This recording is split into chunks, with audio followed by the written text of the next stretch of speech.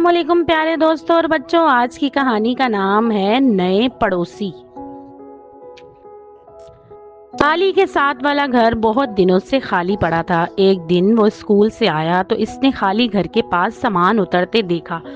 علی دوڑتا ہوا اندر آیا۔ امی امی، ہمارے ساتھ والے گھر میں نئے لوگ آ گئے ہیں، ان میں ایک لڑکا بھی ہے۔ علی کی امی بولی، ہاں بیٹا، ہمارے نئے پڑوسی آ گئے ہیں، اب تمہیں نیا دوست مل جائے گا۔ علی کی دادی نے اسے آواز دی، علی بیٹا، تم ان کے گھر جاؤ اور کہو کہ وہ آج ہمارے ساتھ کھانا کھائیں۔ علی خوش ہو کر بولا، دادی اماں آپ کتنی اچھی ہیں۔ علی اور بابر بہت اچھے دوست بن گئے، لیکن بابر کو اپنے پرانے دوست بہت یاد آتے۔ ایک دن اس نے علی سے اپنے پرانے دوستوں سے ملنے کے لیے کہا۔ علی نے پوچھا، بابر کیا تمہیں اپنے پرانے گھر کا راستہ آتا ہے؟ ہاں علی، جب ہم سامان لے کر نئے گھر میں آ رہے تھے تو میں نے راستہ بہت غور سے دیکھا تھا۔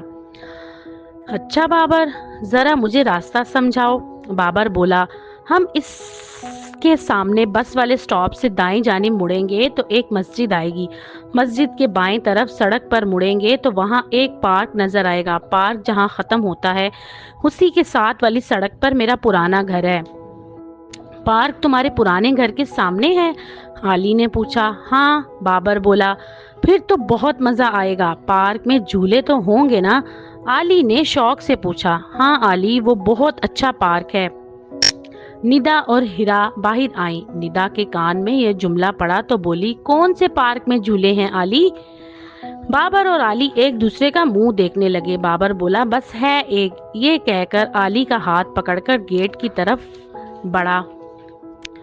شام گہری ہو رہی تھی اور علی اور بابر کا کچھ پتہ نہ تھا۔ پڑوس سے بار بار بابر کو بلانے کوئی نہ کوئی آ رہا تھا۔ امی ابو الگ پریشان تھے۔ ندا نے امی کو بتایا کہ بابر اور علی کسی پارک کی بات کر رہے تھے۔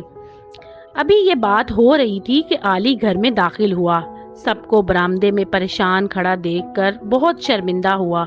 میں بابر کے پرانے دوستوں سے ملنے چلا گیا تھا، کھیل میں پتہ ہی نہیں چلا اور اتنی دیر ہو گئی، مجھے معاف کر دیں، اب میری توبہ جو بغیر اجازت کے کہیں جاؤں۔ تو دوستو، اگر آپ کو یہ کہانی پسند آئے تو میرے چینل کو لائک اور سبسکرائب ضرور کیجیے گا۔